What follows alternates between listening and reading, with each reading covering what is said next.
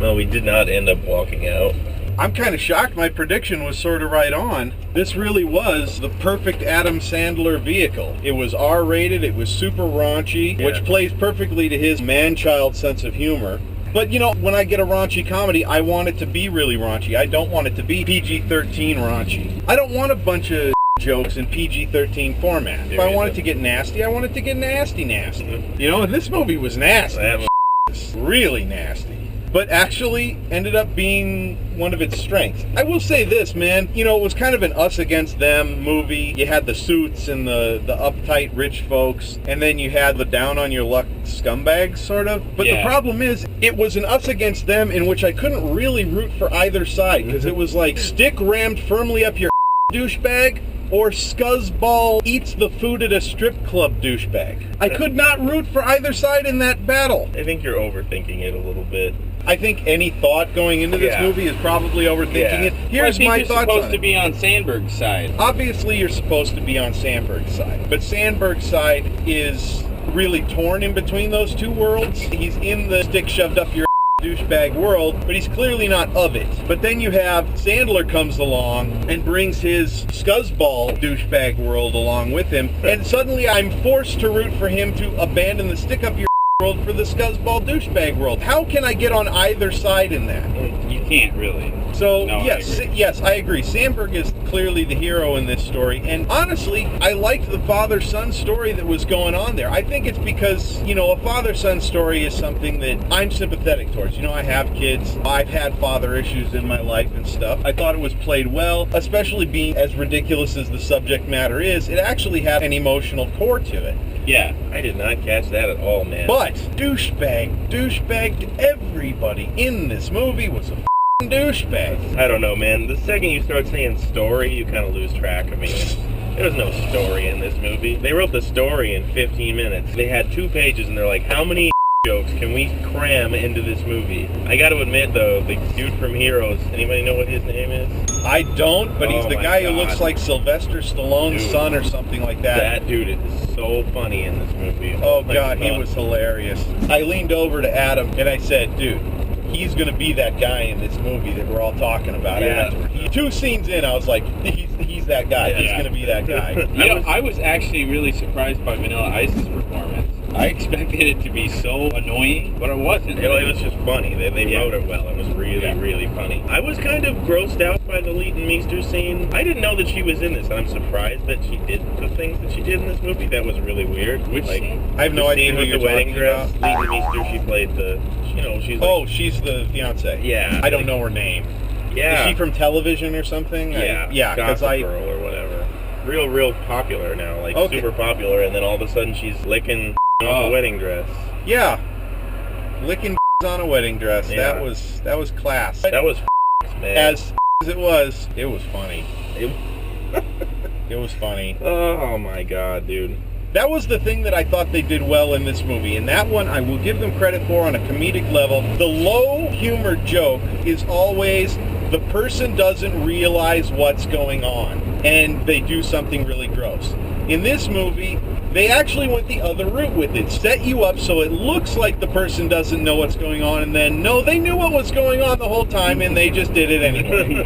And that was a nice twist. I did like that about this movie. This movie was a lot like Sex Drive in that there was a ton of material in it that's just hilarious, and at some points you feel like it's a really good comedy, and then there's huge sections where you're like, this is a piece of this is complete garbage. Yeah, like where terrible. It was like half of it was fantastic and then the other half was terrible. It wasn't like It wasn't as bad as Sex Drive, though, because at least everybody in this film seemed to be able to act. Even Vanilla Ice actually seemed to be able to act. Having not seen Sex Drive, I can't speak to that. But I will say this. Sandberg is what made this movie happen. Yeah. Every scene he was in, I was having a good time. When Adam Sandler's released on his own into the wild of this film, I found myself falling right back into the way I feel about 99% of all Adam Mildly annoyed. Sandler movies. Yeah, like Well, irritated. His voice has got... This is every Adam Sandler character he's ever done, and he doesn't even act like a normal human being. He drinks like this. Yeah, Everything he does is like this, and it's just irritating. Sandler made it happen, man. He played it. Sandberg. Oh, yeah. God. Sandler and Sandberg. I have trouble not mixing up Adam and Seth, for God's sake. How am I going to not mix up Sandler and Sandberg? Yeah. Sandberg made this happen, though, because he infused you into that scenario. Everybody was a douchebag in this movie, and he's the only guy who's looking at it going, everybody's a douchebag in this, and you really world. Sympathize with his character because you feel that weird and awkward about it while you're watching. He's the only relatable character in the entire movie, and because of it, he owns the movie. And then at the same time, he's got some scenes that are just hysterically funny. Everybody got a scene that was hysterically funny. I mean, absolutely everyone in this movie is hysterically funny at one point or another. Even Vanilla Ice. Even Vanilla Ice has a scene where he just kills it. Not because his delivery's so great, but just because he was willing to do that as Vanilla Ice. Granted, it's not like he's got mountains of integrity that he's sacrificing or something, but dude, going on screen as yourself and doing some of that takes some I gotta give it to him. Either that or no self-respect whatsoever, which may very well be the case. This is Vanilla Ice. Either way, it's This is Vanilla Ice we're talking about. Either way, it's memorable. Either way, it was a funny movie. It was a really funny movie. It was a stupid movie. I was not shocked by the level of stupidity. I was not shocked by how much Sandler annoyed me. I was not shocked by the lowbrow humor. What I was shocked by is how much fun I had watching this movie. Yeah, me too. Yeah, totally. I was not shocked by the absolutely shameless product placement. At one point, Sandler falls down, he's lying on the ground, and actually reaches up into frame, grabs his beer can, and twists it so that the label is toward the camera. Oh, dude, you know what I did love, though? In that scene when they're in the jail and the mic drops on the frame for a second. I'm like, wait a minute, was that just a mic drop? No way. And then it comes back again, and then of course it's part of the film. It's like, yeah. But oh my god, I love that because for just a second I was just like, oh, they just the dog with this one. But no, the funniest scene to me, at least the one that really stuck in my mind, I think the reason it stuck in my mind is because Sandler, did I get that right? Yes, Sandler is so utterly shameless about product placement. The Axe body spray scene. Oh, I know, that was so awesome. Oh my god. That was so f***ing funny. So I was like, dude, seriously, you're going to start talking about Axe, like just have a scene written for, and then they said exactly what was on my mind, and I was like, thank you, sir. Tip of the hat to you that was for that so scene. Awesome.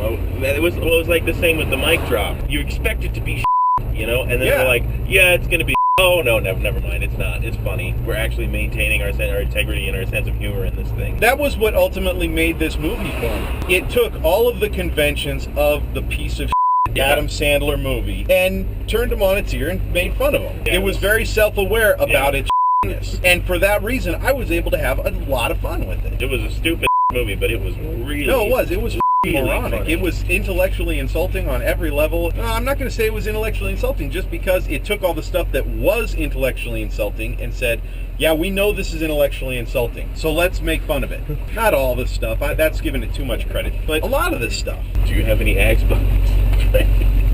I'm kind of torn because it was like half, maybe not half the time, but for a large portion of the movie it was like a 7, and then for a large portion it was a 3. Every time that like Sandler was loose by himself and he's just so over the top, you're just like, do I really have to sit you know, through the truth is that's not the case for me, because when Adam Sandler was being like a total idiot and everything was going that way, it was like ambivalent to me. Just on the other side's like a 4.5. You know what I mean? No, I hated it. Like when it was, I have to agree with you there, Adam. I really hate when Adam Sandler starts doing the whole scene in his lawyer's office in.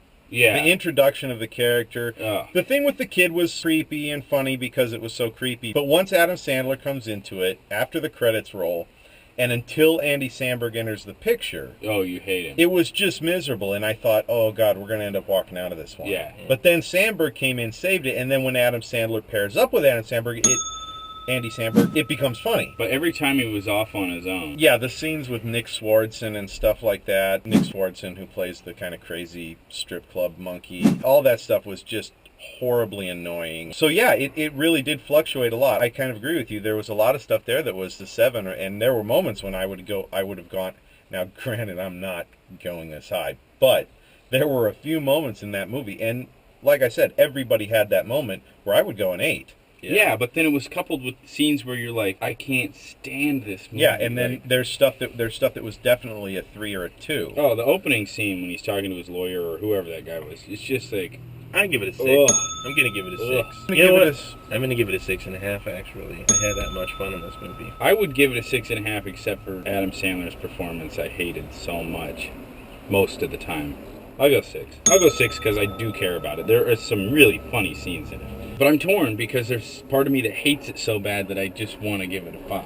I hated parts of it bad enough that I would give it a 4 or even a 3.5. Yeah. But the scenes that I liked were so funny. And I really, really had a good time in those parts. And those parts, I have to say, they are the majority of the movie. If it weren't for my utter despising of those scenes in the beginning with Sandler all on his own, I would give this one a 7. But because it was only most of the movie that I really had a good time at, I'm going to have to go 6.5. That's right about. I'll go 6. Well, thanks for watching, everybody. Please hit the like and subscribe buttons if you haven't already, and leave a comment. We love to see comments. Tune in next week when we're going to see a movie that we actually know we're going to see, most likely. Hopefully. Ideally. Yeah. So, see you next time.